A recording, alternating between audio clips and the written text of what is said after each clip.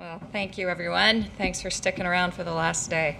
So, it's important as we look at diversity in the workplace and trying to run a global business and trying to look at ways that we can make sure that we are prepared for how to deal with business today and tomorrow. And when you're looking at Europe and all the borders that are here, it's very important to understand the cultures and how to do business and transact both with your employees as well as businesses from place to place. So I think it's obvious to say, and there isn't a business that is successful today that doesn't understand the importance of diversity and inclusiveness, whether that's age, race, gender, whether that's recruiting and retaining, and equality all the way around, and both in thought process, lifestyles, etc. And if you're walking home and you walk into your business and you look around and everybody looks like you, walks and talks like you probably have not set up your company in a way that you're going to be able to address the needs of your consumer base. And that's pretty obvious. So in a few minutes today, what we're going to talk about is just globally what we can do as the world has become smaller globally and how technology has helped us. There are some nuances that are important in order to do business in a global way as well. This is a map showing the Matchcraft footprint of the globe, 43 different countries that we are doing business in.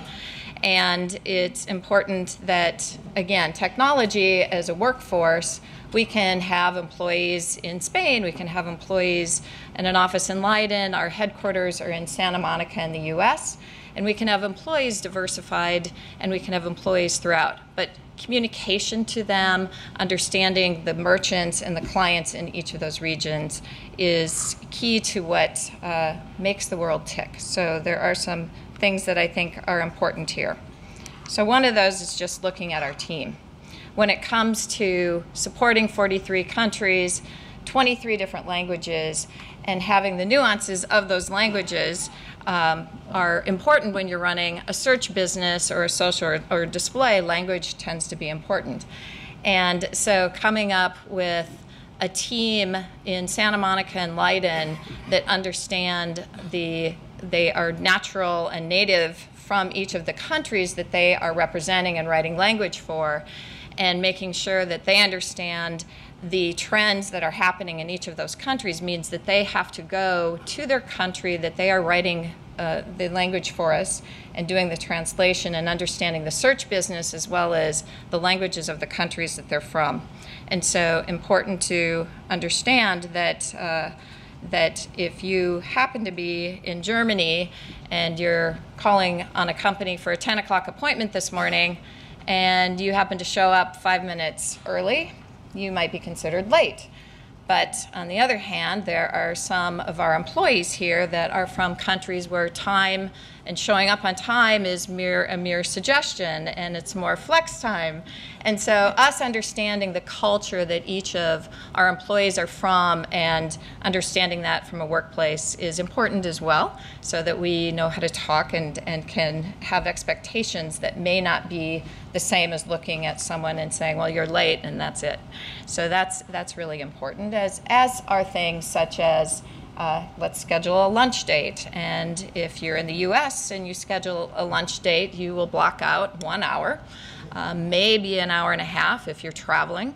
And if you happen to be in our host country here in Spain and you go to lunch, it's more like a 2 to 3 hour event and maybe a couple sangrias. And so there's just things like that you need to be prepared for when you're going. When I say hello and greet a lot of our employees, and I found this very true in this conference, you go out for a handshake, and that might be how we greet our friends from London, but you might get pulled in for the hug. And if you're talking to some of our friends from Italy or Spain or some other countries, you might get the double cheek kiss. And I was learning this morning, Birgit was telling me of a place in Austria, a region in Telio, where there's the triple kiss. It's the left, right, left. And so all of those things are important when we're dealing with our employees as well as doing business throughout.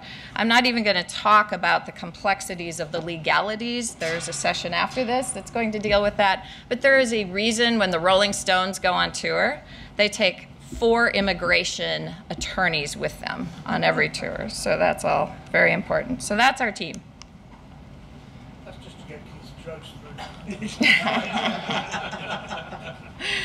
So just a couple things that will kind of help put it into perspective in terms of some fun ones to look at. When you say the Spanish word saco, and you're here in Spain, it means this nice, lovely big bag. But if you take the same word and you're in Mexico, that means a men's blazer. So from a search perspective, if we didn't have people from those regions, it's not just Spanish. There are certain nuances. When I look at our friends from Monero and look at the Swedish word örfil, how close was I? Okay. So in örfil, if I'm in Sweden, that's what we call a bitch slap, like, you know, slap on the face. But if you are in the Swedish speaking of Finland, that's a cinnamon bun, which we had this morning to eat. So it makes a big difference if you don't know that. And then pautat is the Dutch word, which our friends from NavAds would tell us is fries. However, was I close on that, Lex? I don't know. Pautat. Okay, all right. But if you're going south and you hit Belgium in the border, and we happen to be in the Dutch region of Belgium, then that would mean potato. And bloker. So if you're in France, that would mean to block someone from accessing their computer. However, if you are in Belgium in the French region, that would mean that you are cramming or studying for a test. So nuances, but important, and language isn't language, time isn't time, greetings aren't greetings, and we need to be cognizant of that as we try and do business globally from place to place. When we look at local businesses, and we've heard a lot of things about what businesses have been through, we all remember the thriving 80s. Well, maybe some of you don't. I remember the thriving 80s.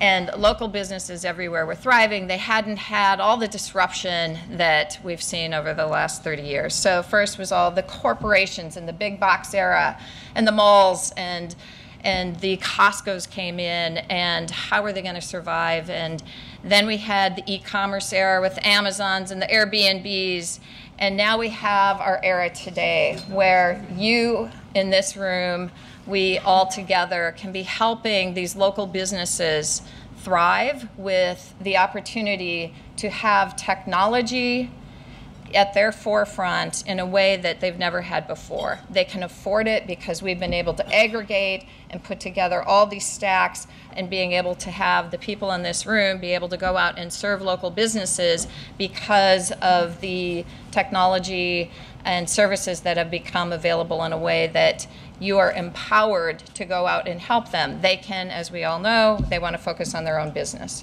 So from your end, you are able to bring them the power of all this aggregation of small businesses together and the learning that that provides and the data, and I can share some examples, but be able to help them in a way that they haven't been able to be helped before. They can compete against these corporations and not be stifled by the cost of technology.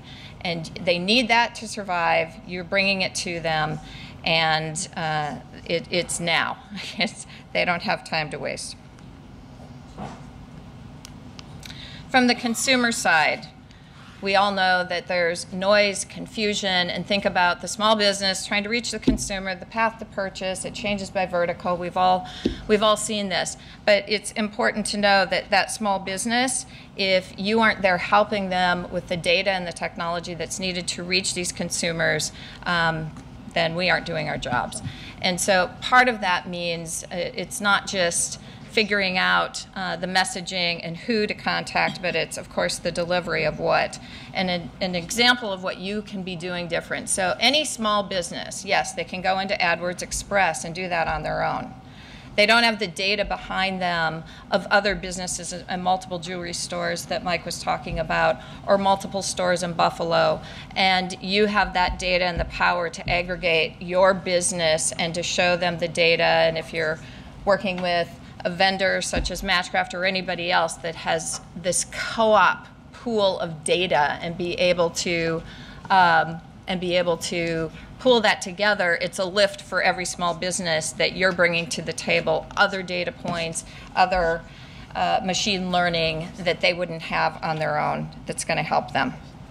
So again, making sure that you have that. And then going into the business, we've heard from different vendors that are here today where your sales teams can walk in with, Renato talked about the Silk Tide solution, where you are walking in with insights to help that business and educating them before you even walk in the door. So those are all ways that you are bringing to the table something that our friends from Google and Facebook aren't doing. There's many approaches of how to talk to these businesses. So through the years, we've seen different sales approaches, and some of these are in place today as well. So one of those is the bundled approach, which is certainly simple. It means that the message can be simple when you walk into the business and you have a good, better, best opportunity for them. But it also means that you probably are not coming up with something that is customized or focused that's specific for their needs. And so then we can kind of pivot into, well, gosh, you tell me what your needs are, I've got it all. And that's whether you call it product dumping, show up and throw up. You've seen a lot of things, open the kimono, the menu, whatever you want to call that. And you're there with everything. And we used to have these flyers or one sheeter for every product. Tell me what you're interested in, and the sales rep would pull out the one sheeter and walk through it. And that's it. And it sounds old school, but that's still in place today in a lot of areas. But then we decided, well, wait, that wasn't customized. We really need to find out what our customers need. And so we'd walk into the merchant and we would talk to them about how to be consultative. And we would do consultative sales, which is great, except that we would keep going back and we'd learn more and more. And we knew everything about their history. We knew their birthdays. We got invited to bar mitzvahs and weddings, but we forgot to ask for the order. And it was very expensive to keep going back and back and back. And so the what you need era is really here, and that is that companies have specific needs, and you need to walk in prepared. You need to have done your research, understand all of that, and I think everybody here is on the same page. But if you're doing one of those services where it's show up, sell them, come back in a year, you have to have touch points in place that are automated, et cetera, to make sure that you're having those communications, or you're just going to churn your business. So I think that whether from a Matchcraft perspective, in order to solve for all these problems, we do search, social, and display, but there are the platform that we have, and we've heard this before, that if your platform's open, there are others in this room, many, such as an iPromote that has an incredible display creation and automated display creation, or Amano Solutions that we can get conversion data from their e-commerce site, or Duda, or NavAds. I mean, there's just lots of people here that our platform works with. So we push our data out in some cases, we pull in their data in other cases, but all of those making the experience, the optimization, and how our platform can work better for the consumers for tomorrow. All of that is extremely important to how we look at our business. We cannot be the experts at everything, but we will be great at what we do.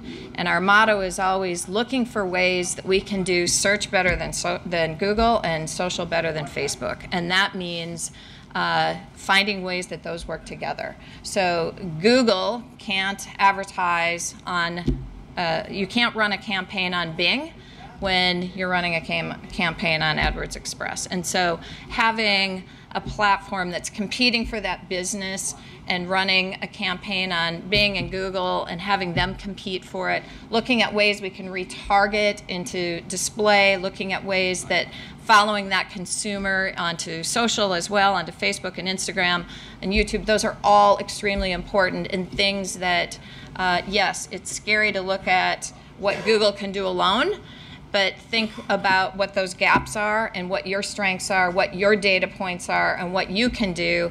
And by gosh, now is the time that we can go out and win the business back for truly local. So just summary, short and sweet, but borders do matter. Understand cultures, understand who you're talking to, and why that's important in every aspect of your approach, as well as your own employees.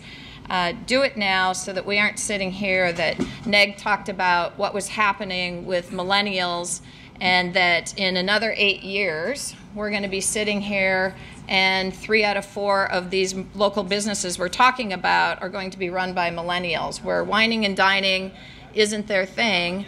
And how are we going to approach it as the parents are turning over the businesses, or as new millennials are startups? And let's hope that we aren't at this conference having the same topics that we're having today in 8 years, that we have a fresh set of opportunities to be tackling, and not have, I think about going back 5 years, and I would say that there's a lot of the same things that we're talking about. So my call to action is just let's help local businesses now with a diversified, inclusive approach all the way around, from product set to how we approach them with employees. So thank you. Great. I'd like to open the floor to questions. I have a question. So, okay. Questions? Sandy? We heard in Mike's presentation, he was talking about the use of voice and how, would you say, over 60 are using voice more, 65, okay. And then I look at your team when you're talking about diversity, and we heard Javi yesterday with the millennials. So how are you covering that as far as age and diversity, and covering, because the small businesses today are still quite a bit older, okay? I mean, from probably 40 and over our own, a lot of SMBs. So how do you cover that with diversity within your team? Age. So I think that what we try and do is look at how we have a 3-pronged approach to all of our diversity and inclusivity. First off is to hire the best talent no matter what, and to make sure that we're mentoring, recruiting, and retaining, and looking at new sources. So if we are looking at our workforce and not seeing the diversity levels that we like, depending if it's age, we look at how we're recruiting and try and look for resources and sourcing our recruiting efforts to find the best candidates, but always make sure that our pool of candidates is as diversified as possible. In terms of voice and technology, because there are kind of 2 questions there. So on the voice side, one of the things that's extremely important is when you're looking at search and keywords and ad copy, one of the things that happens if you're on your phone, if you're at home and you're doing a search for voice, near me is often what you're doing. I want the closest tapas restaurant near me, closest rooftop bar near me. And so for us, just looking at all the terms that would cause a search to be done on with voice, and then that is something that we have changed all our ad copy. And with the expanded text ads, which didn't make your top list of things that Google has done, again, more content, and being able to go through that and add ad copy to be inclusive all the time of how people are searching. That's just part of what we're doing. And then of course our machine learning to go with that picks up on those terms, and we see that and then altering accordingly. Yeah. I think that's important, because as we heard Javi, he's going to search quite differently than I'm going to search. Okay, so, yes. So.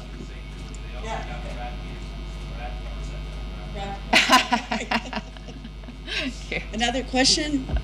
One back here.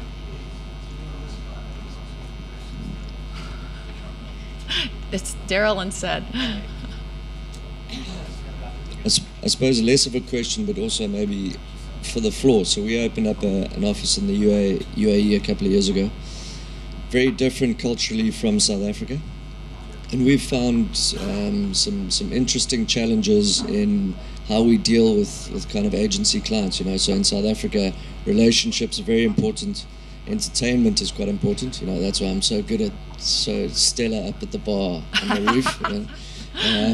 But in the Middle East, it's quite different, you know. Entertaining in a way is kind of frowned on. So I suppose my question for the floor or comment is, what you're saying rings true, is, you know, how do you deal with that? You know, where you're going into a new market and you want to make an impression.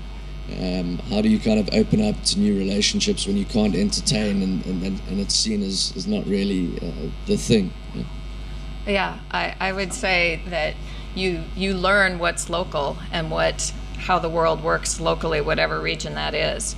I mean, even things such as volume of voice and formalities in greetings, it's very different. And I know that as an obnoxious, loud American, we have to be careful in going into certain regions where that is not the case, or even in our employees where recognition is something. We used to use the word praise publicly. And if you were in a group setting and praising an employee, and in some cultures that's actually embarrassing, and they would be mortified to be called out and recognized in front of a group. And so I would tell you, it's learning. Hire local, talk to local, ask people, and find out those important nuances that make a big difference, because it's hard to do business with people that don't know you, let alone learning to get to know you and trust you. And it's really a matter of trust and respect. Well, thank you very much. That was quite interesting. Thank you, Sandy.